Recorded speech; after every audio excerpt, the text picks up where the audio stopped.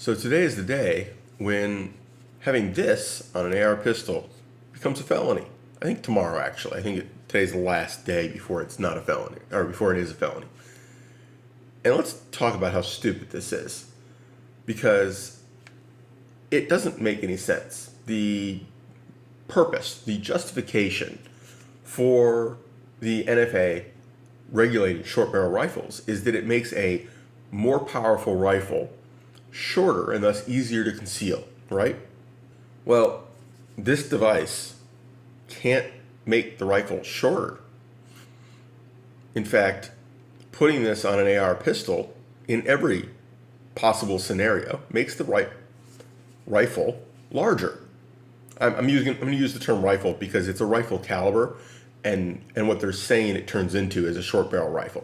So I'm not going to refer to it as a pistol because the law is saying you're turning your pistol into a rifle, and that's the part they object to. So you're making your rifle longer by adding this because, no matter what you do, the buffer tube doesn't stick out the back, right?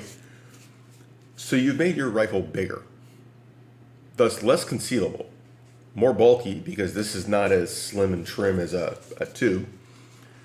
Now, theoretically, you've given yourself more control, but that's not part of the legal justification. That is not part of the law. You have this weird scenario where they're banning something, or at least making it so we can't use it the way we have been using it, for very fuzzy reasons. It's very tough to justify, and they just aren't even trying. They're basically saying, we're redefining it, tough shit. I don't buy that. And I don't think most people buy that. I think that's the whole crux of the issue, is that it is so ridiculous that people are like, whatever. Now, the other part of this that gets weird is, like I put in my other video, if you have an AR rifle and an AR pistol, if you have both or more than one, as long as you have at least one AR rifle, just slide it off your pistol and put it in a drawer. Put it on one of the rifles. Just don't have it on the pistol. That is sufficient.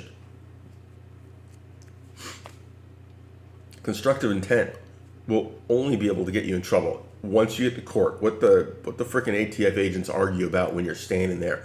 Keep your mouth shut, ask for a lawyer. But when you're in court, constructive intent only applies if you do not have a legal configuration available for that item. As long as you can legally be using it, you're good.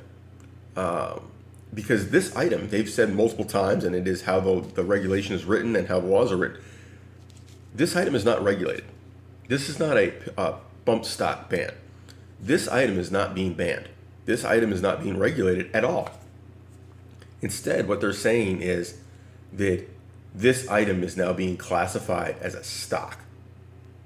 That using this is using a stock.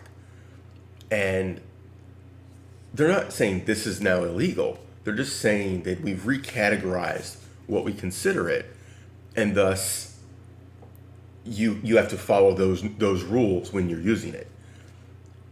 There's no issue with owning one of these. You just can't break the constructive intent rules. Where does that leave us in 16 hours, a little under 16 hours from when I'm filming this? And the answer is, if you are aware of this issue and you own an AR rifle, slide this off, put it in the drawer, you're fine until this gets sorted out in the courts. And I still have faith it will get sorted out in the courts. If you are that poor person who only owns an AR pistol with a brace, take it off and drop it off with a buddy. That's my best advice. Don't destroy it. These are a couple $100, right? This is not cheap. Even a cheap one is 50 or more. There's no point in destroying it. But you can't violate that law, or at least you shouldn't. I'm not your lawyer, but I'm certainly going to make sure I'm in compliance.